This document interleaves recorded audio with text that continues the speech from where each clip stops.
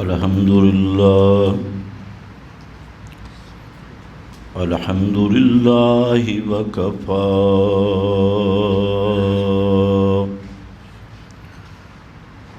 والصلاة والسلام على سيد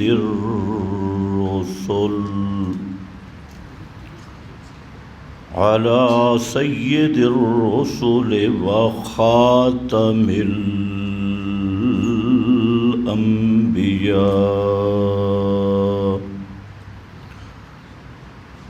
أما بعد فأعوذ بالله من الشيطان الرجيم. بسم الله الرحمن الرحيم.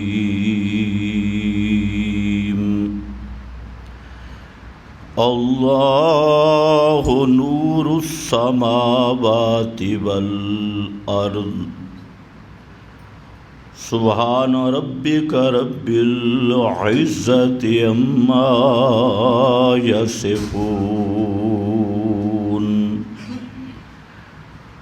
وسلام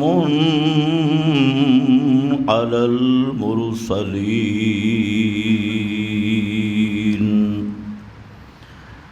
والحمد لله رب العالمين.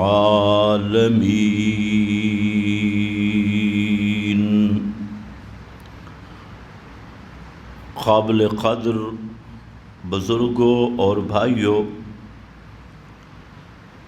سورۃ النور کا ایک اہم مضمون مختصر طور پہ آپ حضرات کے سامنے پیش کیا گیا، جس میں اسلامی تہذیب کا خلاصہ اور اس کا حدود اربع بیان کیا گیا. دوسرا مضمون سورۃ النور کا وہ مضمون ہے خالص اللہ تعالیٰ کی توحید کا.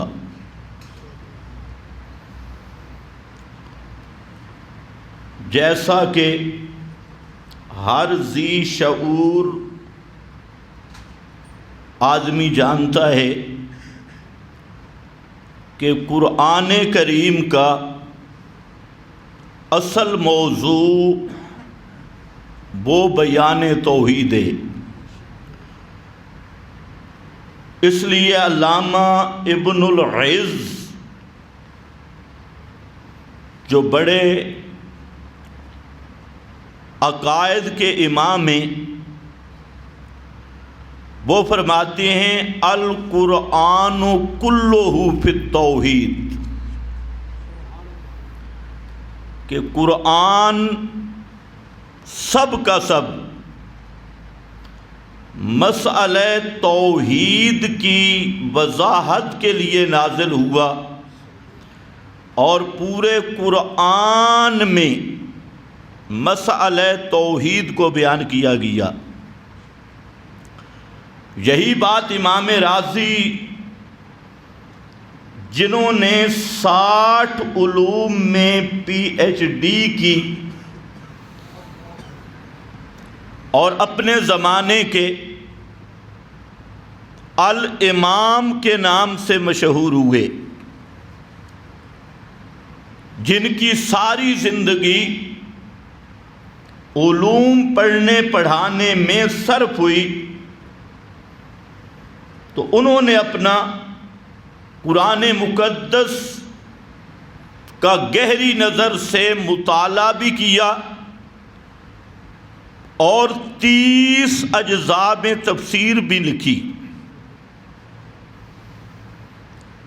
وہ فرماتے ہیں لا مقصود من ھذا الکتاب الشریف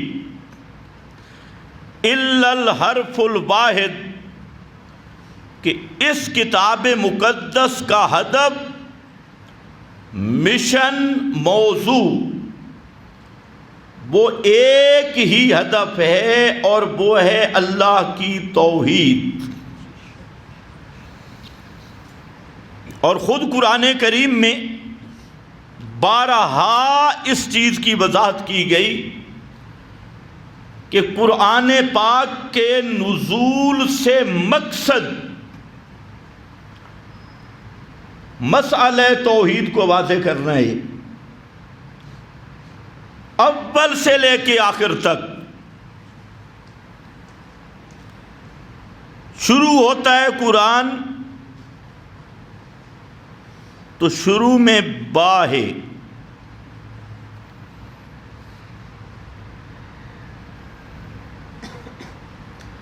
اور ختم ہوتا ہے قرآن تو آخر میں سین ہے۔ با اور سین کو ملاؤ تو کیا بنتا ہے؟ بس، بس، ختم۔ اور یہ با سے توحید شروع ہوئی،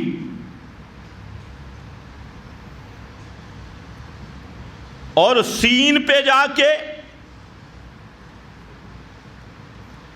جہاں با آئی تو پہلی صورت وہ شروع کرتے ہوئے یہ الگ بات ہے کہ بسم اللہ کی جزئیت، عدم جزئیت کی کیا بات ہے؟ بہرحال اتنی بات ہے کہ یہ جز القرآن ہے، اور سب مصائب میں ہے۔ سورت کا نام سورت الفاتحہ ہے، جس کو کہتے ہیں ام القرآن، اور ام کا معنی ماں بھی ہے،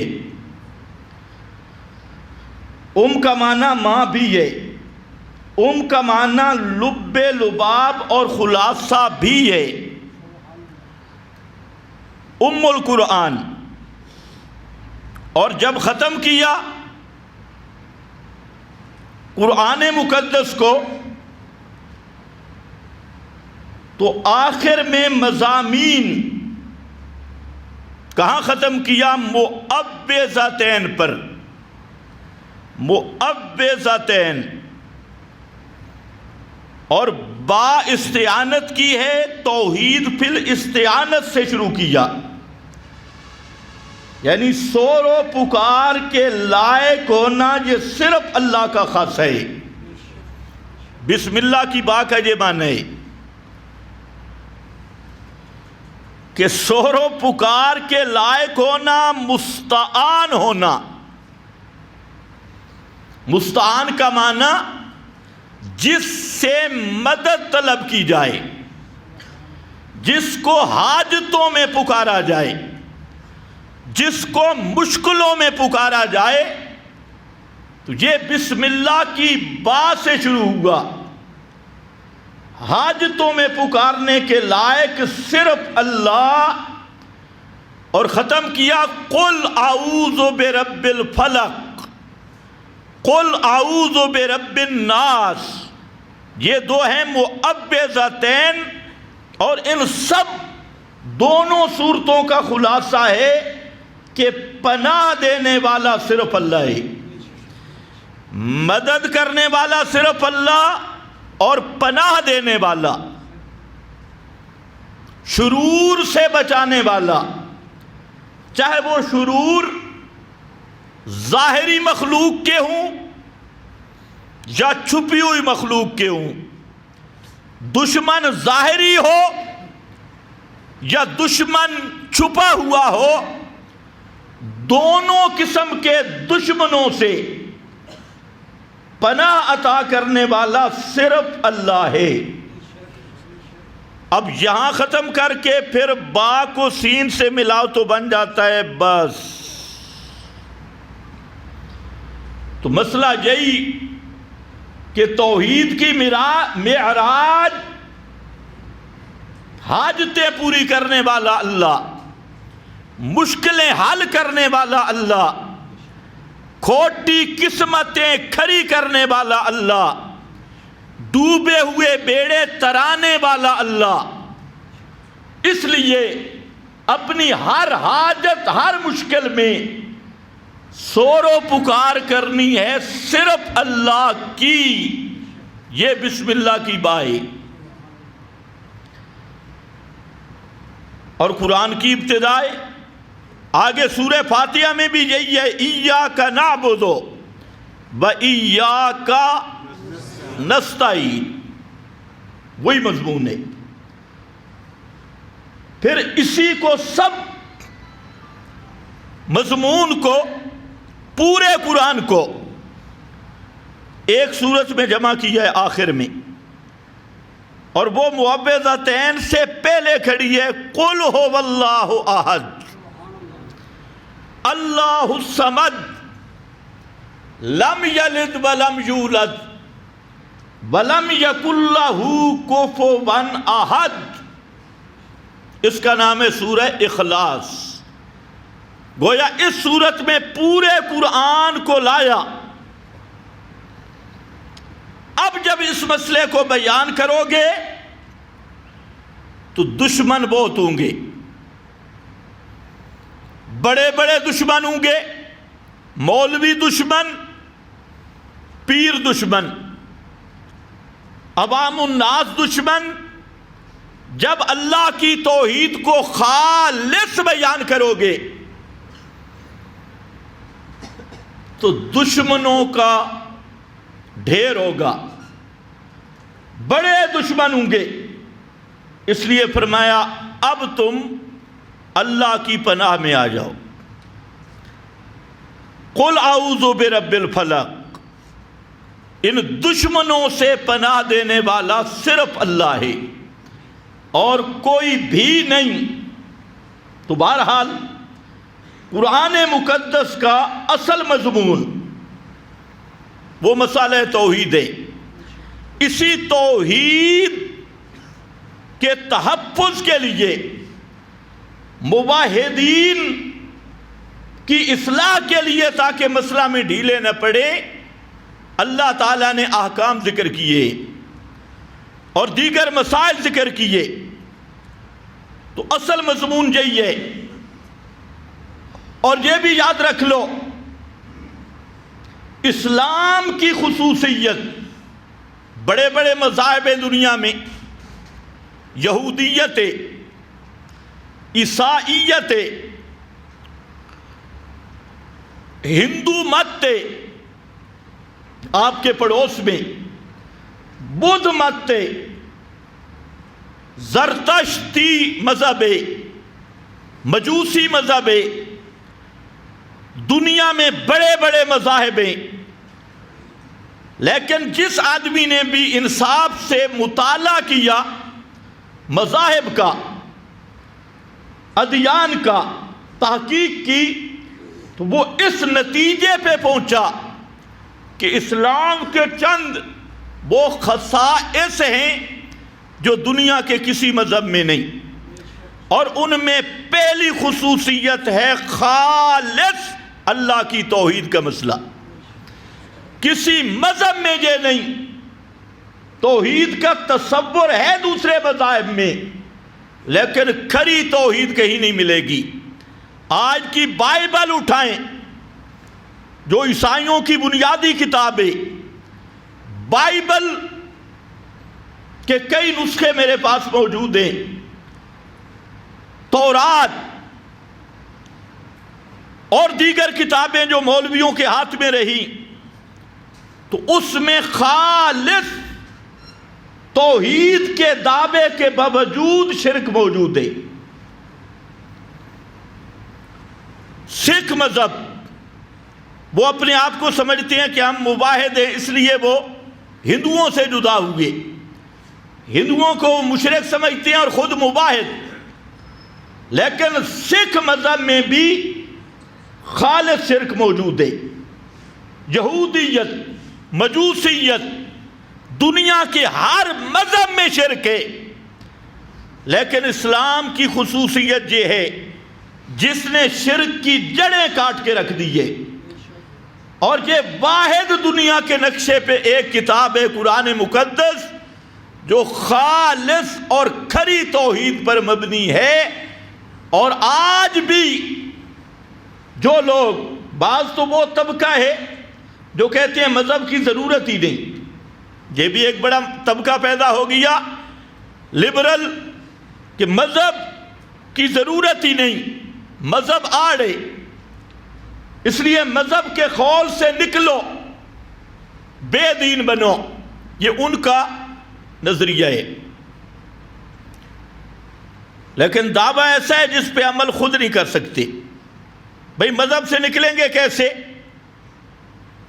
ان سارے لبرل طبقہ سے میرا سوال ہے، تم کہتے ہو مذہب کی ضرورت نہیں، اور وہ لبرل امریکہ میں نہیں ہیں، برطانیہ میں نہیں، یہ آپ کے پڑوس اسلام آباد میں بیٹھے، آپ کی اسمبلیوں میں بیٹھے، آپ کی عدالتوں میں بیٹھے، آپ کی وردیوں میں بیٹھے، آپ کی جیب سے زبردستی پیسہ نکالنے والے اور آپ کے پیسوں پہ پلنے والا یہ طبقہ یہاں موجود ہے۔ یہ مت سوچنا کہ برطانیہ میں لبرل ہیں اور یہاں نہیں ہیں، امریکہ میں ہیں یہاں نہیں ہیں، رشیا میں ہیں یہاں نہیں ہیں۔ سب سے بڑے لا دین اور لا مذہب یہاں آپ کے ملک میں موجود ہے۔ اور ایک سپیشل تحریک ہے کہ مذہب کے خانے کو درمیان سے نکالو۔ میں کہتا ہوں ذرا نکال کے دیکھو، یہ مذہب ہے جو کہتے ہیں ماں کے ساتھ نکاح کرنا حرام ہے۔ یہ کس کی تعلیم ہے؟ کس کی تعلیم ہے؟ حرمت علیکم امہاتکم، یہ مذہب کی تعلیم ہے کہ ماں کے ساتھ نکاح کرنا حرام ہے۔ اب پوری لبرل دنیا کو میرا چیلنج ہے، ذرا مذہب کو نکالو اور اپنی ماں کے ساتھ نکاح کر کے دکھاؤ، پھر ہم تمہیں مانے نا کہ واقعی تمہاری یہ کوشش مخلصانہ ہے کہ قوم کو مذہب کے اس خول سے نکالنا چاہتی ہیں۔ تو یہ مذہب کی بنیاد ہے کہ ماں کے ساتھ نکاح کرنا حرام ہے، یہ مذہب کی تعلیم ہے خالہ پھوپھی کے ساتھ، بہن کے ساتھ، بھانجی کے ساتھ، بھتیجی کے ساتھ نکاح کرنا حرام ہے، یہ مذہب ہے۔ اب ذرا نکل کے دیکھو، اور اگر مذہب کو نکالنا ہے، یہ مذہب ہے کہ مرد مرد کے ساتھ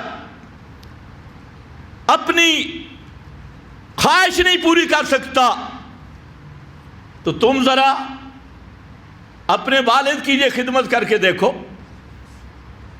مذہب نے یہ احترام کر کے بتایا ہے نا کہ والدین کا احترام کرنا ہے، اور یہ کام اپنے والدین کے ساتھ کر کے دیکھو، ہم دیکھیں کہ واقعی تم سچی ہو اپنے اس میں کہ ہم مذہبی لوگ نہیں ہیں جی، ہم تو لبرل لوگ ہیں، نیوٹرل لوگ ہیں، روشن خیال ہیں۔ یہ ایسا بکواس ہے کہ دنیا میں کوئی باشعور اس بکواس کو سننے کے لیے تیار نہیں۔ مذہب کی ضرورت فطرتی ہے، اور بغیر مذہب کے ایک گدھے اور انسان میں کوئی فرق نہیں، ایک خنزیر اور انسان میں کوئی فرق نہیں۔ یہ فرق کرنے والی چیز مذہب اور دین ہے۔ کہتے ہیں جی دین اور مذہب میں تو جھگڑے ہیں، تو میں نے کہا اسی لیے اللہ نے عقل دیا، اسی لیے حجتوں کو پورا کیا کہ حق دین کو معلوم کرو، سچے دین کو معلوم کرو، سچے مذہب کو معلوم کرو، اور اس پہ اللہ نے شواہد رکھ دیے۔ تو بہرحال دوسرا جو مذہبی طبقہ کہلواتا ہے، اس میں جتنے ادیان باطلہ اور ادیان کفریہ ہیں، وہ سب کے سب اللہ کی توحید خالص کی نعمت سے محروم ہیں۔ یہ اسلام کا ترہ امتیاز ہے کہ جس نے خالص اللہ کی توحید کا مسئلہ بیان کیا ہے، کہیں نہیں ملے گا۔ اب یہاں سورت نور کا انداز دیکھنا ہے. علماء کے یہاں مشہور ہے جو آیت میں نے پڑھی ہے، کہتے ہیں یہ مشکلات القرآن میں سے بڑی مشکل آیت ہے. میں نے کہا تم نے کبھی غور نہیں کیا، بڑی آسان آیت ہے. کچھ علماء کہتے ہیں عوام میں بیان ہی نہیں کرنی چاہیے. اب ذرا دیکھنا ہے بیان کیسے ہوتا ہے اور آیت کا معنی کیسے سامنے آتا ہے. دعویٰ اللہ نے یہ رکھا، اللہ نور السماوات والارض، اللہ نور السماوات. یہ نور مصدر ہے جس کا معنی ہوتا ہے روشنی، چانن، روشنی اور چانن. اور یہ کبھی فاعل کے معنی میں ہے، کبھی مفعول کے معنی میں. جہاں فاعل کا معنی اللہ نور السماوات، اللہ منور السماوات. اللہ وہ ہے جو آسمان و زمین اور پوری کائنات کو روشن کرنے والا ہے. مشکل بات ہے؟ یہ صرف اللہ ہے کہ جس کے دم سے اس کائنات میں چاننا ہے، اس کائنات میں روشنی ہے، اس کائنات کا نظام اپنے نظم پہ چل رہا ہے، اس پہ متصرف، اس میں مدبر اللہ. یہ صرف اللہ ہے. کوئی زندہ، کوئی مردہ، کوئی پیغمبر، کوئی ولی، کوئی فرشتہ، اس کی یہ شان نہیں کہ اس کائنات کو روشن کر سکے یا اس کائنات کی روشنی کو برقرار رکھ سکے، اس کائنات میں تصرف کر سکے. ذاتی طور پہ، عطائی طور پہ، تفویضی طور پہ اللہ نے کسی کو بھی یہ اختیارات عطا نہیں کیے. یہ اختیار صرف اپنے پاس رکھے. اللہ نور السماوات والارض. سب مفسرین نے معنی کیا اللہ مدبر السماوات، اللہ ہی اس سارے کائنات کو اپنی نظم پہ چلانے والا ہے. سورج کو اپنے نظم پہ چلایا، لاکھوں سال گزر گئے، وہ اپنے نظم پہ. چاند کو اپنے نظم پہ چلایا، وہ اپنے محور میں. ستاروں کو اپنے محور میں چلایا، وہ اپنے روٹ پر. اور آسمان کو اپنے محور پہ کھڑا کیا، وہ اپنی بلندی پر. زمین کو اپنی قدرت سے بچھایا، وہ اپنے اس پستی پر. اور اس کائنات میں جو کچھ ہو رہا ہے، کوئی پیدا ہو رہا ہے تب بھی اسی کا نور ہے، کوئی مر رہا ہے تب بھی اسی کا تصرف ہے، کوئی جی رہا ہے تب بھی اسی کا تصرف ہے، کوئی سمندروں میں ڈوب رہا ہے تب بھی اسی کا تصرف ہے، کوئی تیر رہا ہے تب بھی اسی کا تصرف ہے. کسی کے رزق میں زیادتی ہو رہی ہے وہ بھی اسی کا تصرف ہے، کسی کی کمی ہو رہی ہے وہ بھی اسی کا تصرف ہے، کسی کی حاجت پوری ہو رہی ہے وہ بھی اللہ ہی کا تصرف ہے. کوئی بیمار ہو رہا ہے یہ بھی رب کا تصرف ہے، کوئی صحت پا رہا ہے یہ بھی رب کا تصرف ہے. اس کائنات میں جو کچھ ہو رہا ہے اللہ نور السماوات، ان سب چیزوں کو کرنے والا صرف اللہ ہے. اللہ نے یہ اختیارات کسی کو عطا نہیں کی.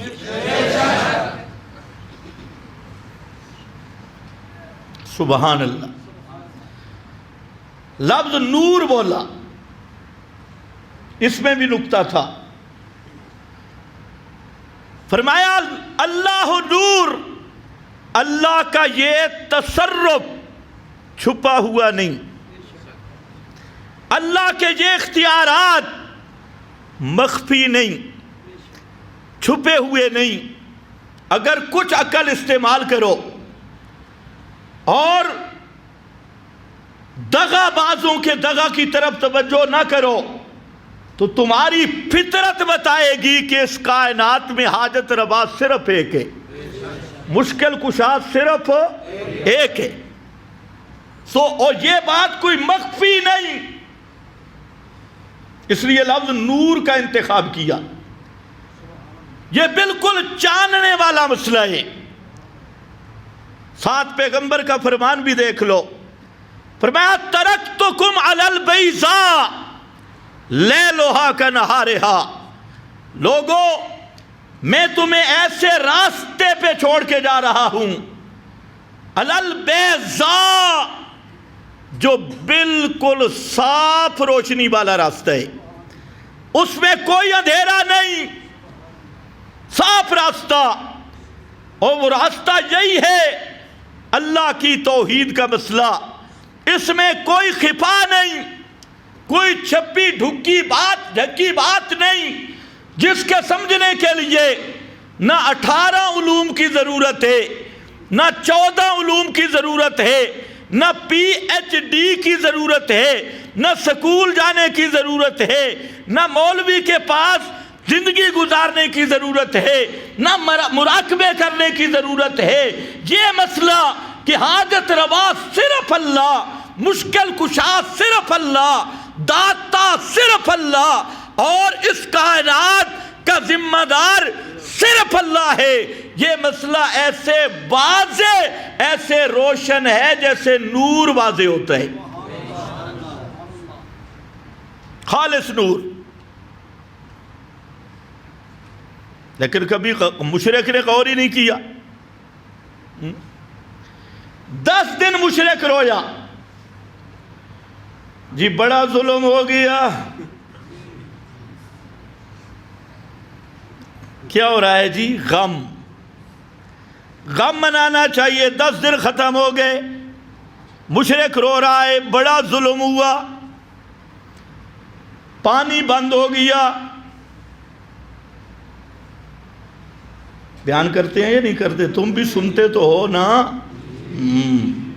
چسکے کے لیے۔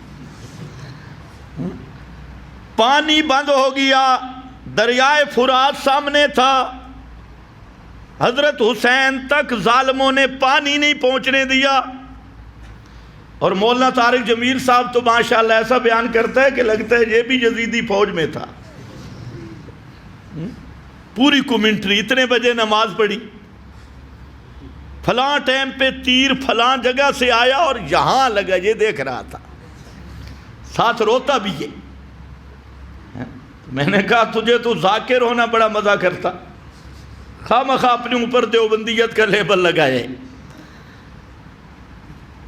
سوال یہ ہے، کچھ عقل ہو، مشکل کشا پہ بھی ظلم ہوتا ہے، حاجت روا پہ بھی ظلم ہوتا ہے۔ کوئی دوہرا معیار اور ذاکر اور مجتہد، اتنی کھوپڑی بھی کام نہیں کرتی۔ تو جو کہتا ہے مصائب فلاں، ہمارا ذاکر بحر المصائب ہے، بحر المصائب، مصائب کا سمندر، فلانا فلاں۔ سوال یہ ہے کہ اگر حضرت حسین کو مظلوم مانو گے تو علی مشکل کشا کا عقیدہ چھوڑنا پڑے گا، حضرت حسین کی حاجت روائی کا عقیدہ چھوڑنا پڑے گا، پھر ماننا پڑے گا کہ مشکل کشا کون ہے؟ صرف اللہ ہے۔ حاجت روا کون ہے؟ صرف اللہ ہے۔ پھر ماننا پڑے گا کہ اللہ رب العزت کی ہاں کسی کا زور نہیں چلتا، وہ چاہے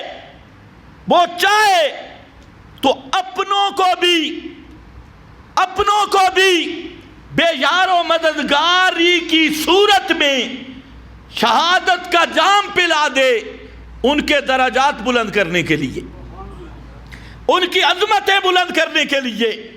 اور یہ تم کیا کہتے ہو فلانا ہمارا امام معجزے والا امام، اور یہ معجزہ نبی کا ہوتا ہے، امام کا نہیں ہوتا۔ معجزہ پیغمبر کے، آج میڈیا والے بھی یہ فلاں معجزہ ہو گیا، فلاں معجزہ ہو گیا، اور معجزہ صرف پیغمبر کے وجود پہ ظاہر ہوتا ہے، کرامت اولیاء اللہ کے وجود پہ ظاہر ہوتی ہے، لیکن اس کا نام معجزہ نہیں۔ خیر، کہتے ہیں فلانا امام اولاد دے گا، اور امام چھوڑو، یہاں تو 10 محرم والا گھوڑا اولاد دیتا ہے، واہب الاولاد ہے۔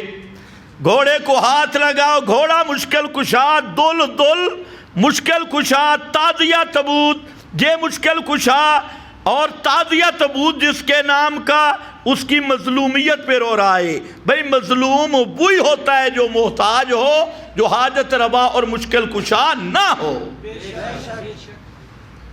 اب یہ بات عقل میں نہیں آتی۔ ادھر کہتے ہیں ہم علی مشکل کشا، حاجت روا، اور ادھر کہتے ہیں خلافت چھن گئی، واہ واہ، خلافت چھن گئی، باغ چھن گیا، خلافت نہیں دی اور ڈر کر تکیہ اختیار کر لیا۔ تو میں نے کہا پھر جن سے ڈرا ان کو مشکل کشا مانو۔ اگر مان نہیں ہے غیر اللہ کو تو بقول تمہارے جن سے ڈر کے نہ خلافت کا نام لیا، نہ باغ کا نام لیا، نہ کسی چیز کا نام لیا، اور بقول تمہارے اگلوں نے رسیاں ڈالی، گلیوں میں گھسیٹا بیعت کرانے کے لیے۔ ادھر تو تم بیان کرتے ہو جب خیبر میں مولا علی کی تلوار چلی تو 7 زمینیں چیر گئی، نیچے آ کر جبریل نے روکی، لیکن وہ تو اس سے بھی آگے جانے والی تھی۔ او بے ایمانوں، کوئی مذہب بھی ہوتا ہے، ایک طرف خدائی کے دعوے، مشکل کشائی کے دعوے، اور دوسری طرف جی خلافت چھن گئی، کر بھی کچھ نہیں سکے۔ معاذ اللہ، قرآن بدل گیا، کر بھی کچھ نہیں سکے، دین ختم ہو گیا، کر بھی کچھ نہیں سکے۔ پتہ نہیں تمہیں سمجھ بھی آئی، ہماری قوم بھی بڑی سادہ ہے، یہ اشارے کے نہیں سمجھتی۔ پھر جو آدمی مر گیا اس کو کہتا ہے یہ مشکل کشائے، حاجت روائے، اور جو مر گیا موت جیسی بیماری سے اپنے آپ کو نہیں بچا سکا، وہ تیرے لیے شفا کی پڑی کہاں سے دے گا؟ جس کے اپنے بچے یتیم گلیوں میں سو گئے اور اپنے بچوں کے سر پہ ہاتھ نہیں رکھ سکا، وہ تجھے روزی کیسے دے گا؟ وہ تیرا داتا کیسے بن گیا؟ جس پہ موت جیسی کمزوری آ گئی، اور ایسی کمزوری جس کو سب دیکھتے ہو کہ موت آنے کے بعد اپنی آنکھ کو حرکت نہیں دے سکتا، اپنا منہ بند نہیں کر سکتا۔ شریعت کہتی ہے اس کی آنکھ بند کر دو، اس کا منہ بند کر دو۔ یہ سب مذاہب والے کرتے ہیں کہ نہیں کرتے؟ اور جتنے فرقے ہیں مسلمانوں کے، کسی کا مردہ خود اپنا منہ بند کرتا ہے؟ منہ تم بند کر رہے ہو، آنکھیں بند کر رہے ہو، وہ بیچارہ روح نکل جائے تو اپنی آنکھیں نہیں بند کر سکتا۔ غسل تم دے رہے ہو یا خود کرتا ہے؟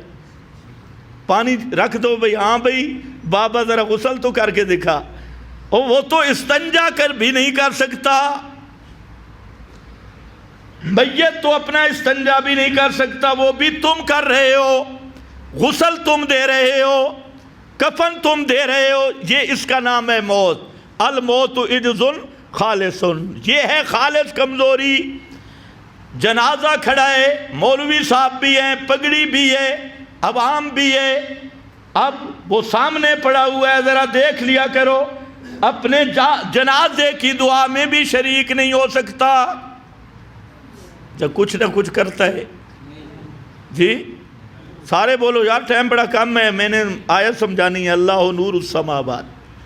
میں نے کہا توحید واضح ہے، بالکل واضح ہے۔ ویسے کوئی جہنم جانا چاہتا ہے تو راستے کھلے ہیں، ورنہ مسئلہ توحید بالکل چانن والا مسئلہ ہے۔ اللہ نور السماوات، اپنے جنازے کی دعا میں شریک نہیں ہو سکتا۔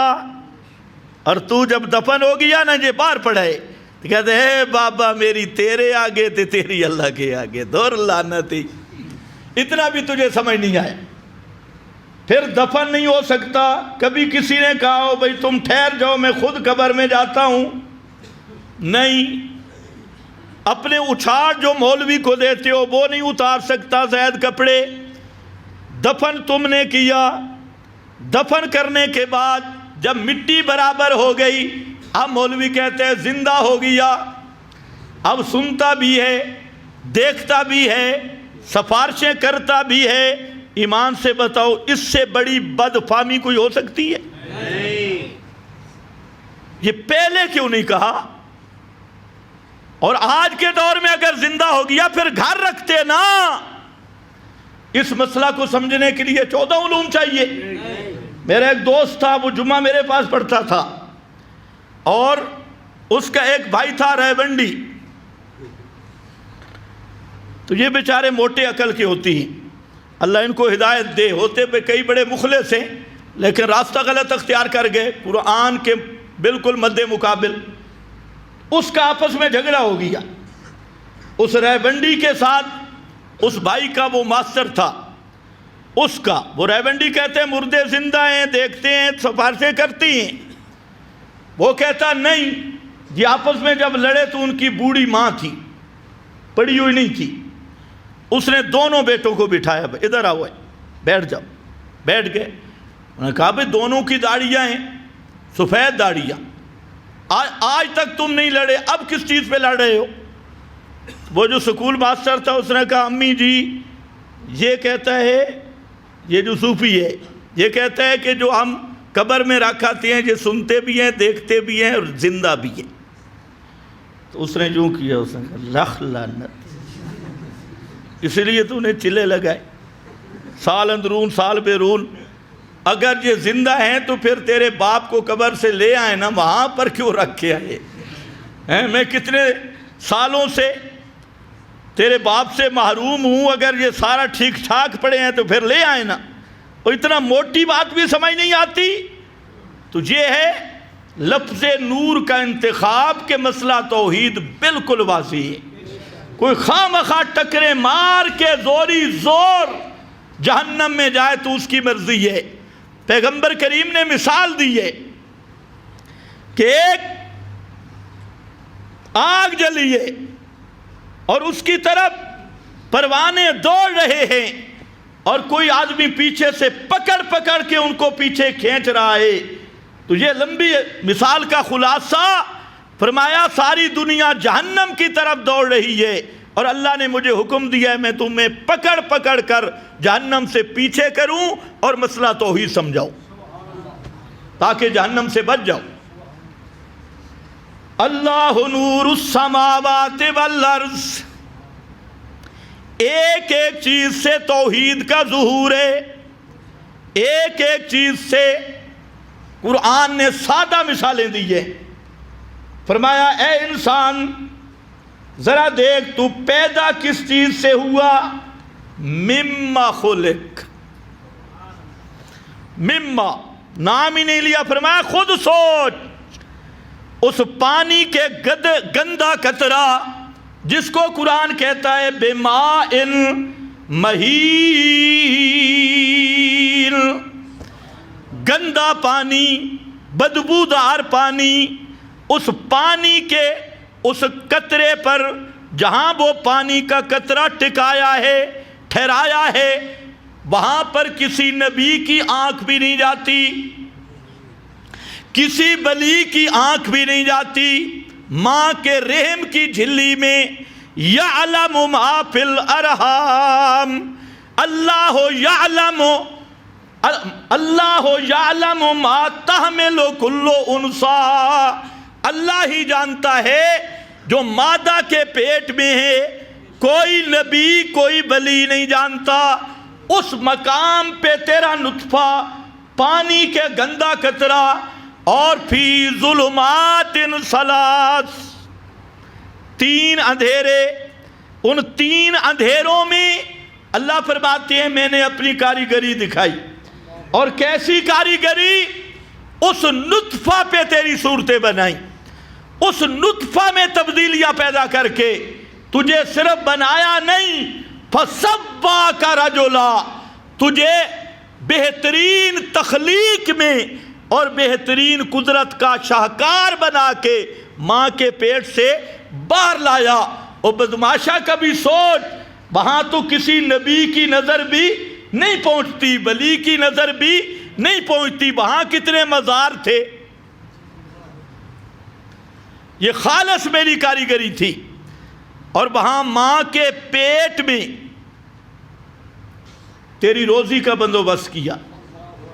تو مانگ ہی نہیں سکتا تھا، کیڑے پیر دے دیوے والے نہیں ہوئے، کتنی 11ویں دی تھی، 12ویں دی تھی، کس علی مشکل کشا کو پکارا تھا؟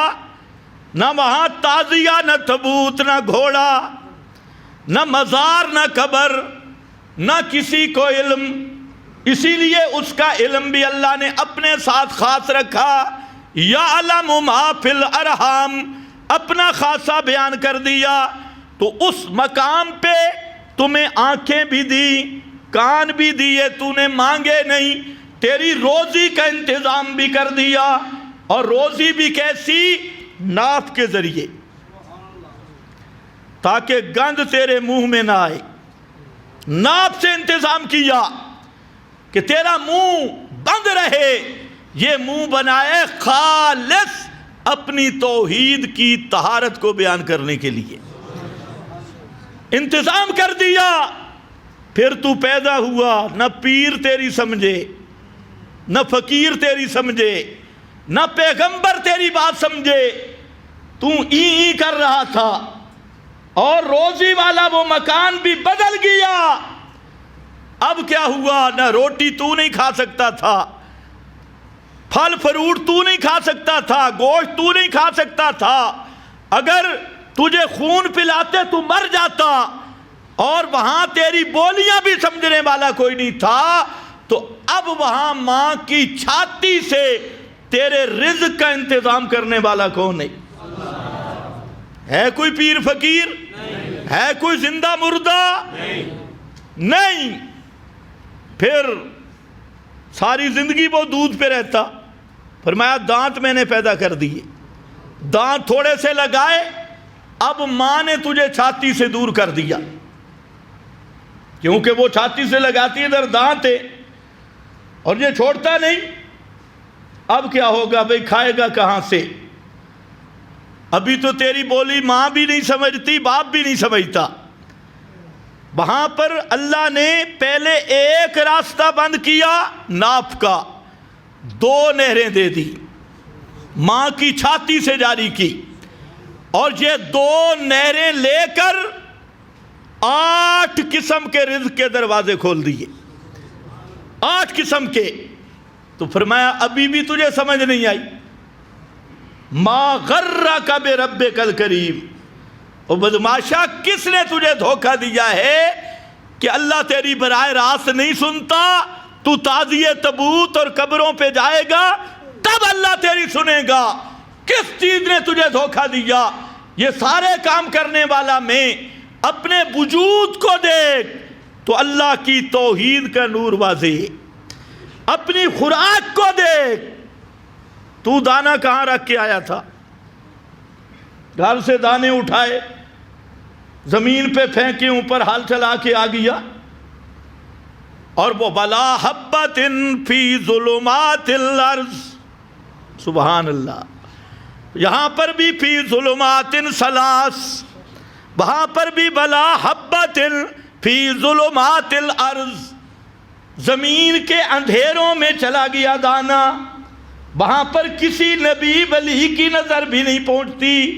اس دانے کو سیدھا کرنے والا کون؟ اللہ نے پوچھا ہے اَأَنْتُمْ تَزْرَعُونَهُ أَمْ نَحْنُ الزَّارِعُونَ، اور جٹ تو بتا، یا 14 علوم کی ضرورت نہیں، تو نے تو ایسے دانے پھینک دیے تھے، اب ہر دانے کو اس طرح سیدھا کرنا کہ کوپل اوپر جائے، جڑیں نیچے جائیں، اور یہ سارے انتظام کرنا، یہ اَأَنْتُمْ تَزْرَعُونَهُ، یہ تمہارا کام ہے، ام نحن الزارعون، یا یہ کام کرنے والا کون؟ اللہ، یا صرف اللہ؟ صرف اللہ۔ پھر وہ کونپلے نکال کے تمہیں ایک دانہ تو نے دفن کیا تھا اور سینکڑوں دانوں کے خوشے دینے والا کون ہے؟ یہ بھی کون ہے؟ صرف۔ اور جب ڈھیری اٹھاتے تو کہتے اے پیر دے ناندہ، اے فلانے 11ویں والے بابے کے نام کا، یہ فلانے زندہ مردہ کے نام کا۔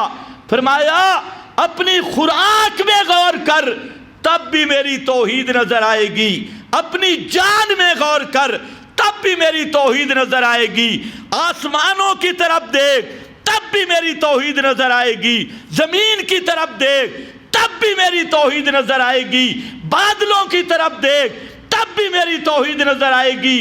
اس کائنات میں ایک ایک چیز کتاب فطرت کا ایک ایک برق الٹ کے دیکھ، ہر ایک چیز سے آواز یہی آئے گی، اللہ نور السماوات، کہ یہ سارے کام کرنے والا کون ہے؟ اللہ یا صرف اللہ؟ اونچے بولو، اللہ یا صرف اللہ؟ صرف اللہ۔ اللہ کے سوا کوئی دوسرا یہ کام کر سکتا نہیں۔ اب اللہ نے اس کو مثال سے سمجھایا، اب توجہ میری طرف رہے۔ اس توحید کو ایک تو آسان کیا اور واضح کیا، دوسرا اللہ نے 2 نور عطا کیے توحید سمجھنے کے لیے۔ کتنے نور عطا کیے؟ 2۔ ہر آدمی کو 2 نور ملے ہیں۔ ایک نور کا نام ہے نور فطرت، فطرت کا نور، اور دوسرا نور وہ ہے کتاب اللہ۔ ایک ہے نور فطرت، ایک ہے نور کتاب اللہ۔ ہر آدمی کی فطرت میں اللہ نے مسئلہ توحید رکھا ہے۔ کل مولود یولد علی فطرت الاسلام، ہر بچہ مواحد پیدا ہوتا ہے، توحید اس کی فطرت میں رکھی گئی ہے۔ فطرت اللہ التی فطر الناس۔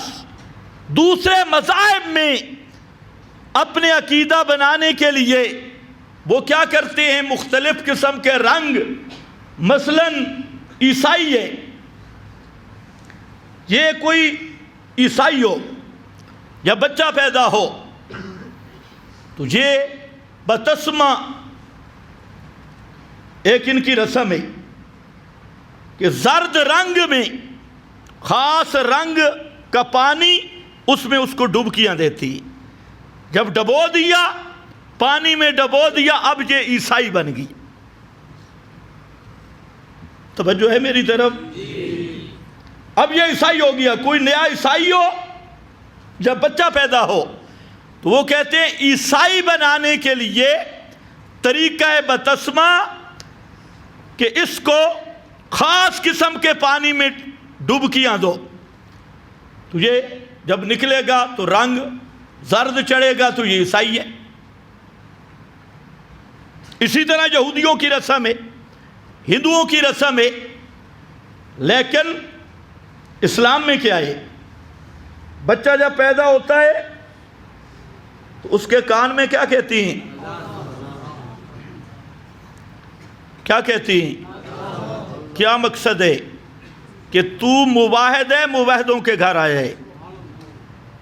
اذان اس کو مسلمان کرنے کے لیے نہیں ہوتی، وہ ایک عیسائی پادری زور لگا رہا تھا، 1 گھنٹہ اس نے تقریر کی کہ ہم جیسے رنگ کرتے ہیں مسلمان اذان دیتی ہے مسلمان کرنے کے لیے۔ میں نے کہا یہاں تو آتے ہی مسلمان ہے، یہ اذان صرف کلمات توحید، کلمات توحید سے توحید والوں کو اطمینان ہوتا ہے۔ وہ بیچارہ رو رہا تھا، اسلام نے اذان رکھی تاکہ اس کی تسکین ہو جائے کہ کسی قبر پرست کے گھر میں نہیں آیا، کسی مشرک کے گھر، اس کی فطرت کے مطابق سبق دیا جاتا ہے، یہ نہیں کہ اسے مسلمان کیا جاتا ہے۔ اسلام کا مسئلہ یہ ہے کہ جو بچہ بھی پیدا ہوتا ہے وہ مسلمان پیدا ہوتا ہے، اور اذان اس کی تسکین ہے، اس کا اطمینان ہے، اور شرور سے حفاظت ہے، اور اعلان توحید ہے۔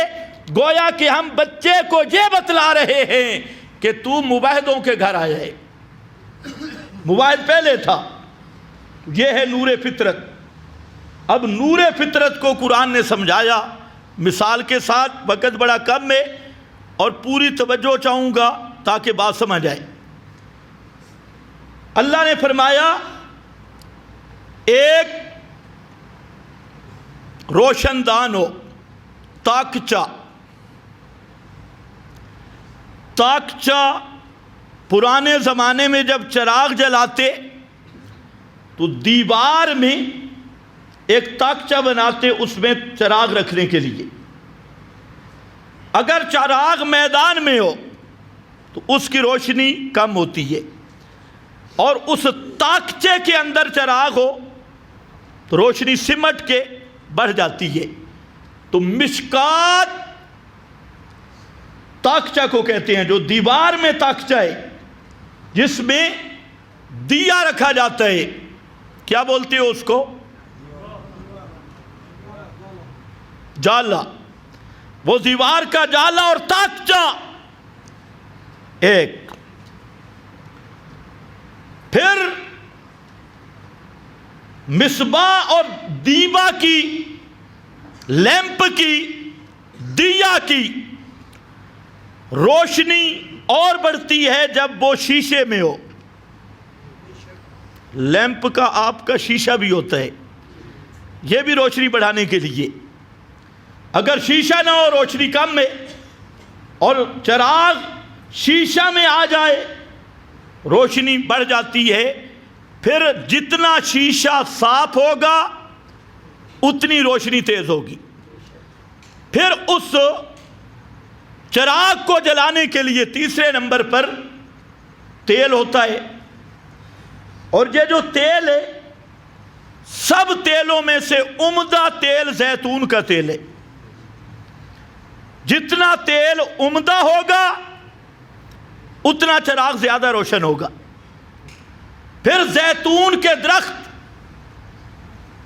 کئی باغوں کے اندر، درختوں کے اندر جھنڈ میں ہوتی ہے، اور ان میں سے جو درخت کھلے میدان میں ہو، صبح و شام اس پہ دھوپ پڑتی ہو تو اس کا تیل اور زیادہ خالص ہوتا ہے، اور زیادہ خالص ہوتا ہے۔ اب ذرا سمجھنا ہے، فرمایا چراغ ہو، چراغ شیشے میں ہو، اور شیشہ دیوار کے تاکچے میں ہو، اور چراغ میں خالص زیتون کا تیل ہو، خالص زیتون کا تیل ہو۔ اب کتنی چیزیں؟ تین چیزیں ذکر ہے۔ ایک ہے مشکات، دوسرا ہے زجاجہ شیشہ، اور تیسری چیز ہے چراغ کا تیل۔ تو اب وہ جلنے کے لیے کتنا صاف ہوگا؟ تو فرمایا تمہارا جو بدن ہے، مواحد کا بدن، اس کی مثال ہے مشکات کی، یہ وہ تاکچہ ہے، اور بدن کے اندر دل ہے، اس کی مثال ہے زجاجہ کی، شیشہ۔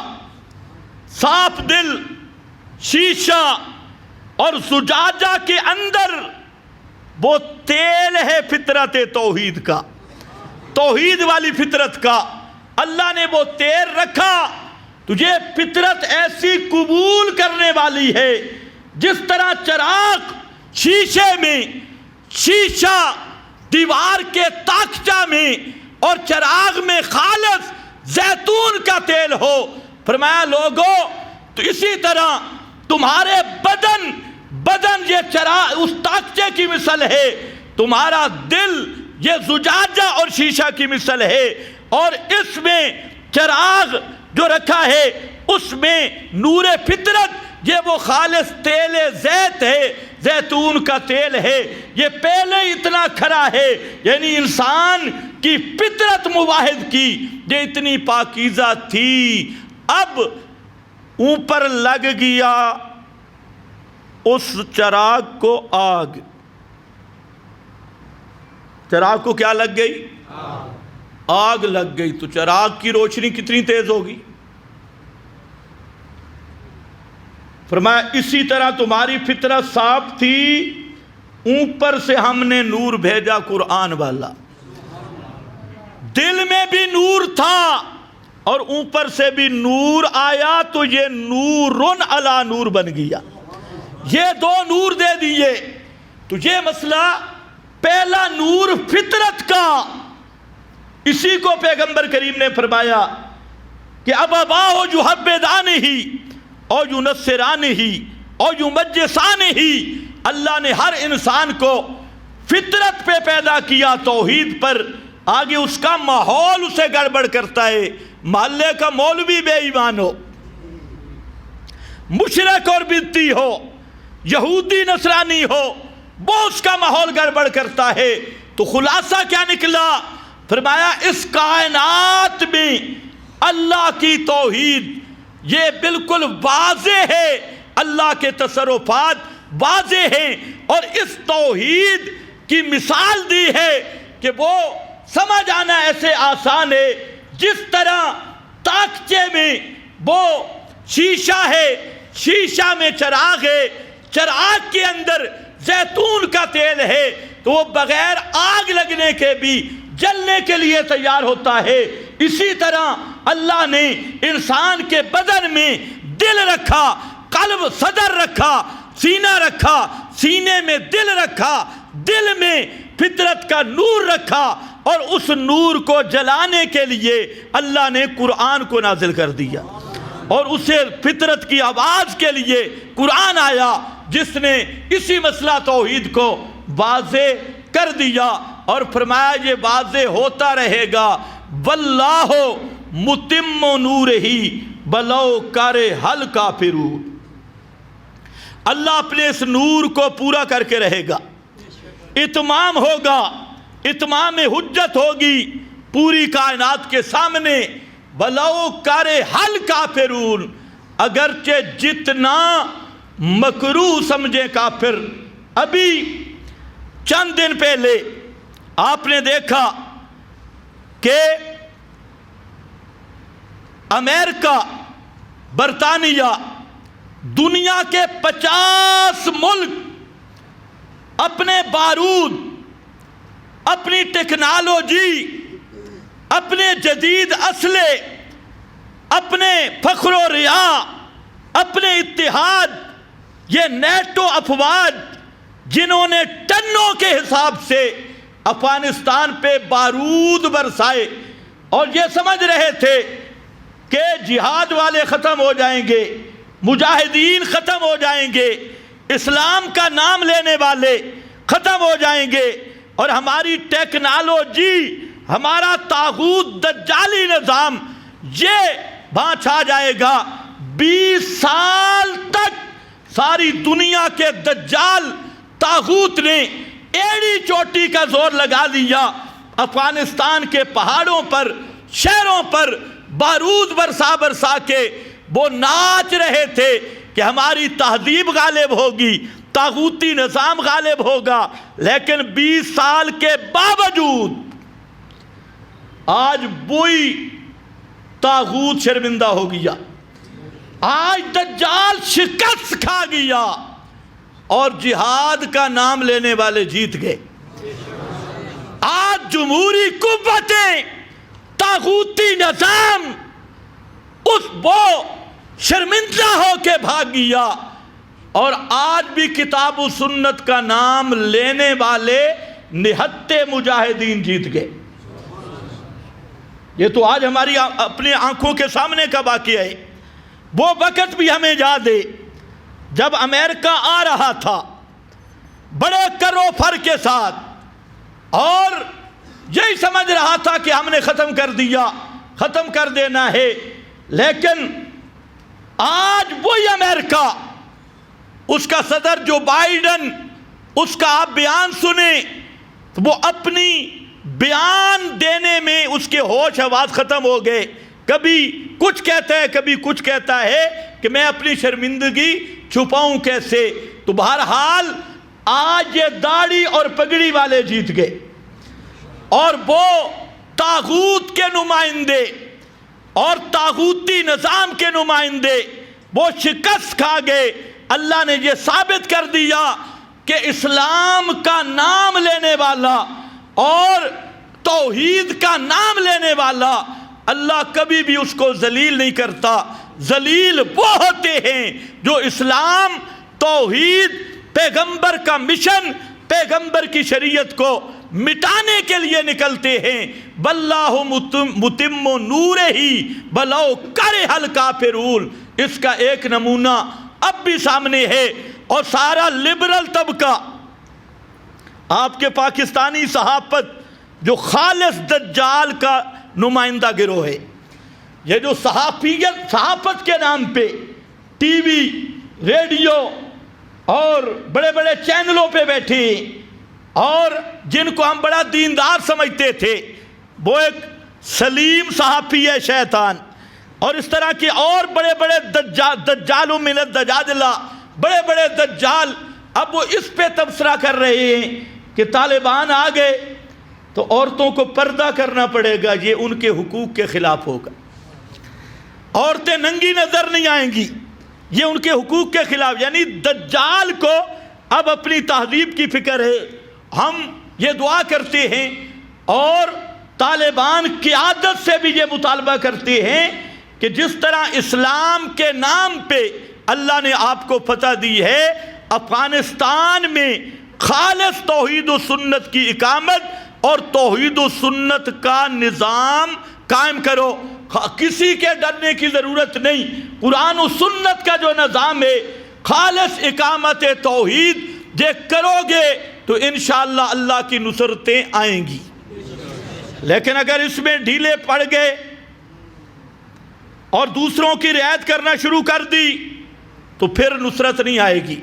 اللہ کی نصرت آئی ہے کلمہ توحید کی بلندی کے لیے اور کلمہ توحید کو اونچا کرنے کے لیے. اور ہمارا لبرل طبقہ یہ بیچارہ بڑا پریشان ہے کہ مولوی آ گئے. میں نے کہا مولوی اب یہاں نہیں رہیں گے، یہ مولوی آگے بھی جائیں گے بھارت کی طرف. یہ مولوی آپ کے چچا اسرائیل کی طرف بھی جائیں گے جس کو آپ نے بابا بنایا ہے. تو اب جہاد کا ایک رستہ بن گیا اور یہ تحریک رکے گی نہیں انشاءاللہ. پوری دنیا پہ جمہوریت کا مقابلہ شریعت سے ہوگا، طاغوت کا مقابلہ قرآن و سنت کے نظام سے ہوگا. آپ کے وزیر اعظم صاحب کے لیے بھی عبرت کا مقام ہے. 3 سال سے کہہ رہا ہے کہ ہم مدینہ کی ریاست بنائیں گے. مدینہ کی ریاست بن گئی ہے اور 3 سال ہو گئے، ابھی تک شکل مدینہ کی ریاست کے مطابق نہیں، لباس مدینہ کی ریاست کے مطابق نہیں. یہ تقریریں کرتا رہ گیا مدینہ کی ریاست اور وہ طالبان پھوڑیوں سے اٹھے اور انہوں نے مدینہ کی ریاست کو قائم کر کے دکھا دیا ہے. اس لیے مدینہ کی ریاست ووٹوں سے نہیں بنے گی، مدینہ کی ریاست الیکشن سے نہیں. جو مولوی تمہیں جمہوریت کے راستے سے کتاب و سنت کے نظام کے نفاذ کا لارا دے رہا ہے، وعدہ کر رہا ہے، وہ قوم سے جھوٹ بول رہا ہے. کتاب و سنت کا نفاذ جیسے بدر، احد، حنین پیغمبر کے زمانے میں جس طرز پہ اقامت توحید ہوئی اسی طرز پہ آج بھی اقامت توحید ہوگی. نہ الیکشن سے، نہ جمہوریت سے. الیکشن سے تنخواہیں ملیں گی، پیسے ملیں گے، مولوی کا پیٹ بڑھتا رہے گا اور لوگوں کو دھوکہ دیتا رہے گا، یا خان صاحب دھوکہ دیتے رہیں گے. اسلامی نظام اور اقامت التوحید اس کا ذریعہ جہاد تھا، جہاد ہے اور جہاد ہی رہے گا. کہتے تھے مولوی کی دوڑ مسجد تک، اب تھوڑی مسجد سے اوپر نہیں ہو گئی. ملا کی دوڑ مسجد تک، مولوی بن کے دکھائے تو تھوڑا، ہاں مشرکین اور مبتدئین کو بھی بڑی تکلیف ہے، ان کو بھی خطرہ ہے کہیں خالص اسلام کا نفاذ نہ ہو جائے، کہیں اگر خالص اسلام کا نفاذ ہوا کوئی بدعتی بھی نہیں بچے گا، کوئی مشرک بھی نہیں بچے گا۔ تو اس لیے ہم طالبان قیادت کو بار بار مبارک پیش کرتے ہیں اور ان کو سلام پیش کرتے ہیں جنہوں نے جہاد کے ذریعے طاغوت کو الٹا کر دیا، جنہوں نے جہاد کے ذریعے دجال کے پیروکاروں کو الٹا کر دیا ہے۔ ایسی قیادت کو بھی ہم سلام کرتے ہیں اور ان کو مبارکباد پیش کرتے ہیں، تمام اہل اسلام کو اس پہ مبارک پیش کرتے ہیں اور یہ دعا کرتے ہیں کہ اللہ ان طالبان میں جو مباہدین ہیں اور صحیح توحید و سنت کا کام کرنے والے ہیں، اللہ ان کو توفیق عطا فرمائے کہ سرزمین افغانستان کو جہاد کا مرکز بنائیں اور توحید و سنت کی اقامت کا مرکز بنائیں اور نمونہ بن کے پوری دنیا پر اسی مرکز کے ذریعے توحید و سنت کی اقامت ہو، شرک و بدعت کی تذلیل ہو، طاغوتی نظام کا صفایا ہو، دجالی نظام کا صفایا ہو۔ اور جس طرح یہ ڈر رہے ہیں، اللہ ان لبرل طبقے کو اس ڈر اور خدشے کو پورا کر دے اور ان کی ذلت کا سامان انہی دینداروں کے ہاتھوں اللہ کر دے۔ کہاں گئے وہ ڈرنے والی وردی والا؟ امریکہ نے ایک فون کیا تھا تو یہ سلوٹ مار کے کہتا تھا وہ دجال من الدجاجلہ، اور طاغوت اعظم پاکستان کا پرویز مشرف جو خالص طاغوت کا ٹاؤٹ، وہ وردی والا بے غیرت اور خالص طاغوتی نظام کا سرکردہ شیطان، یہ بھی اللہ کی حکمت ہے، ابھی وہ بستر پہ ایڑیاں رگڑ رہا ہے، اللہ نے اسے موت نہیں دی تاکہ اس کو اپنا کام کا نتیجہ دکھا دے۔ کل جن طالبان کو وہ پکڑ کر امریکہ کے حوالے کر رہا تھا اور طاغوتیوں کے حوالے کر کے ڈالر وصول کر رہا تھا، آج وہ تخت پہ ہیں اور وہ دجال پرویز مشرف وہ تختے پہ پڑا ہو کے عبرت کا نشان بن چکا ہے۔ اس سے بڑی ذلت کوئی نہیں ہو سکتی کہ کل تک تو نے کیا کیا، اور یہی اللہ کی حکمت ہے کہ اس دجال کو اللہ نے موت نہیں دی جب تک طالبان کا یہ نتیجہ نہیں دکھا دیا کہ تو شیطان نے کیا کیا تھا اور اللہ کی مدد نے کیا کیا ہے، اللہ کی نصرت نے کیا کیا ہے۔ تو ان دجالوں اور فرعونوں کے لیے یہ بہت بڑی عبرت ہے، اور یہ یاد رکھو اسلام کی 14 صدیوں کی تاریخ گواہ ہے کہ تنخواہوں والی فوج نے کبھی کوئی علاقہ فتح نہیں کیا، تنخواہوں والے وردیوں والے کچھ نہیں کرتے، جمہوری نظام والے کچھ نہیں کرتے۔ کشمیر پر اتنے سال 70 سے زیادہ سال ہو گئے مذاکرات ہو رہی ہیں، اقوام متحدہ میں فلانی مذاکرات ہو رہے ہیں، یہ مذاکرات کبھی ختم نہیں ہوں گے۔ فلسطین پہ مذاکرات چل رہے ہیں۔ اصل اگر مدینے کی ریاست کو دیکھنا ہے، مدنی ریاست کی شروعات میں بدر ہے، اور مدنی ریاست کی ابتدا بدر سے ہے، اور بدر الیکشن کا نام ہے، انتخاب کا نام ہے، جمہوریت کا نام ہے۔ بدر والے دن اگر ووٹ ہو جاتے تو ابو جہل وزیر اعظم بن جاتا، ادھر تو 313 تھے اور مقابل میں کتنے تھے بھائی؟ وہاں پر ابو جہل کہتا جی الیکشن کروا لو، مذاکرات کروا لو۔ یہ الیکشن، مذاکرات، انتخابات کا مشورہ ہوتا تو کون وزیر اعظم بنتا؟ جمہوریت تو اس کے ساتھ تھی، طاقت اس کے ساتھ تھی، فوج اس کے ساتھ تھی۔ پیغمبر کریم نے جب اپنے ان کو بھی دیکھا ان کو بھی دیکھا تو آپ کے آنسو جاری ہو گئے۔ ان کو دیکھا مشرکوں کو، اور ان کو بھی دیکھا جن کے پاس تلواریں بھی نہیں ہیں، جن کے پاس گھوڑے بھی نہیں، جن کے پاس ساز و سامان بھی نہیں۔ تو پیغمبر کریم نے دوسری طرف رخ پھیر کر اپنے دونوں ہاتھ آسمان کی طرف بلند کر دی اور عرض کی اللہم ہذہ الإصابہ، اللہ یہ میری 13 سال کی محنت ہے، ان تولک ہذہ الإصابہ، اگر آج یہ شکست کھا گئے اور مشرک غالب آ گئے، لن تعبد فی الارض ابدا، پھر تیری توحید کا نام لیوا بھی کوئی نہیں ہوگا۔ یہ وہ خالص موحد ہیں۔ حتیٰ کہ پیغمبر اتنے روئے، اتنے ہاتھ بلند کیے کہ آپ کی چادر کندھوں سے گر گئی۔ یہ پیغمبر کس کو پکار رہا تھا؟ تو حاجت روا کون ہے؟ پیغمبر پکار رہا ہے۔ حضرت صدیق پیچھے سے آئے، کیونکہ یہ چوکیدار تھے آپ کے اس عریش کے، اس خیمہ کے، اور کہ قد الہات الی ربک، اللہ کے رسول بہت ہو گیا، آپ نے بڑی زاریاں کر لی، بڑا رو لیا اپنے رب کے سامنے، اب بس کر دو، اللہ آپ کی ضرور مدد کرے گا۔ پیغمبر بھی رو رہا ہے، لیکن ان 313 سے اللہ نے اس دن کا نام بھی رکھ دیا یوم الفرقان۔ آج کے دن کا نام ہے حق اور باطل کا فرق کرنے والا دن۔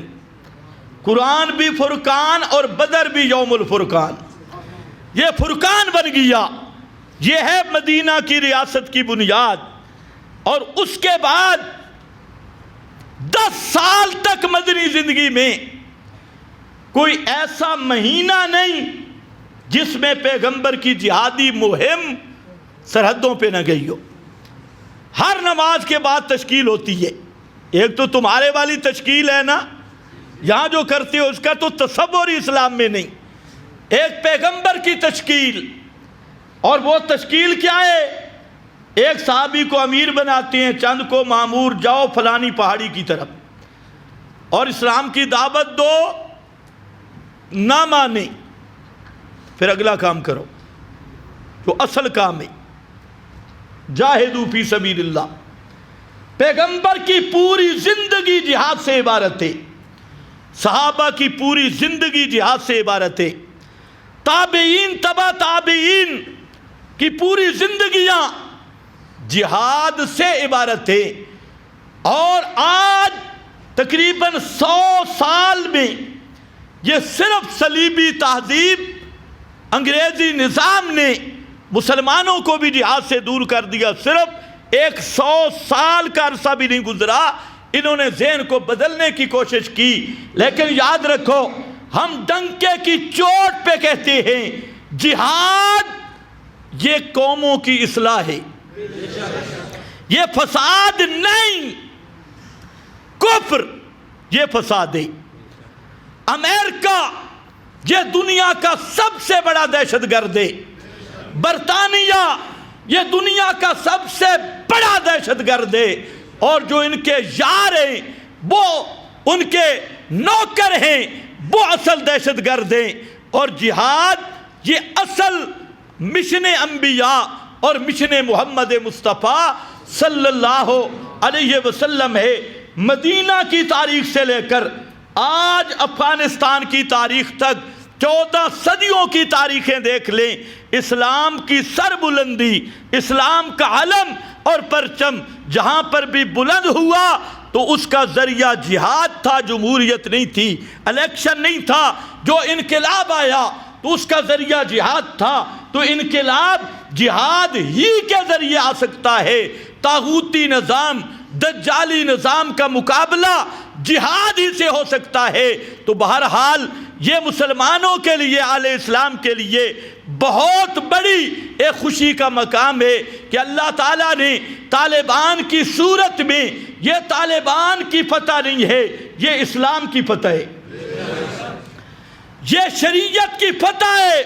جمہوریت کی شکست ہے، یہ نظام محمدی کی فتح ہے، نظام طاغوت کو شکست ہے، یہ جہاد کی فتح ہے اور یہ فسادیوں کی شکست ہے، یہ مجاہدین کی فتح ہے اور دہشت گردوں کی شکست ہے، یہ نظام امن، نظام عادل کی فتح ہے اور نظام ظلم کی شکست ہے، نظام بربریت کی شکست ہے۔ تو دعا بھی کرتے رہو کہ اللہ ان کو ہر طرح کے شر سے محفوظ رکھے اور انہیں صحیح معنوں میں کتاب و سنت کے نفاذ کی توفیق عطا فرمائے، اقامت توحید کی توفیق عطا فرمائے، اور اللہ تعالیٰ اسی مشن پہ ان کی نصرت کرتا رہے جیسے پہلے نصرت کی، اور اللہ تعالیٰ ہمیں بھی خالص اقامت توحید کے لیے جہاد کرنے کی توفیق عطا فرمائے۔ وآخر دعوانا ان الحمد للہ رب العالمین۔